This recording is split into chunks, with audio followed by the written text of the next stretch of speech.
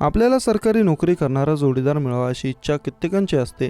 फक्त महिलांना सरकारी नोकरी करणारा नवरा हवा असं नाही, तर पुरुषांनाही सरकारी नोकरी करणारी बायको हवी असते. अशीच बायको एका व्यक्तीला मिळाली. त्यामुळे मोठ्या तोऱ्यात आपली बायको सरकारी नोकरी करते असे सांगत त्या व्यक्तीने लग्नपत्रिका वाटल्या आणि लग्नाआधीच पोलिसांनी बेड्या ठोकल्या. बिहारमधील हे अजब प्रकरण आहे. पटनामध्ये राहणारी रवी रंजन फेसबुकवर त्याची जान्हवी सिंग नावाच्या तरुणीशी ओळख झाली. जान्हवीने आपण दिल्लीच्या एम्समध्ये डॉक्टर असल्याचं सांगितलं. आपण हार्ट सर्जन आहोत असं तिनं सांगितलं. तसंच पहिल्याच प्रयत्नात UPSC पास केल्याचं तिनं म्हटलं. आता इतकी शिकलेली मुलगी म्हटल्यावर कुणीही तिच्या प्रेमात पडेल. रवीचं तेच झालं. तो तिच्या प्रेमात पडला. जून 2024मध्ये तिला तो भेटण्यासाठी दिल्लीला पोचला. रवी जेव्हा जान्हवीला भेटायला दिल्लीला गेला तेव्हा जान्हवीनेच रवीसमोर लग्नाचा प्रस्ताव ठेवला.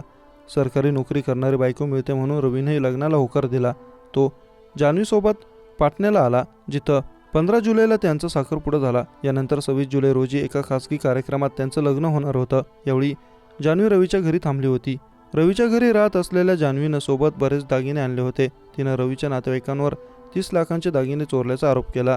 लग्नापूर्वी तिनं बेऊर पोलिसात तक्रार दाखल केली. इथंच तिची चूक झाली.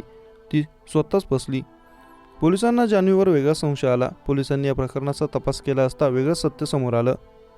जान्हवीच्या कागदपत्रांची तपासणी केली असता तिचे सर्व कागदपत्र बनावट असल्याचे आढळून आले. जान्हवीकडून पोलिसांना 2 आधार कार्ड, बनावट एम्स ओळखपत्र, रोख रक्कम आणि काही बनावट दागिने सापडले आहेत. यानंतर पोलिसांनी जान्हवीला अटक केली.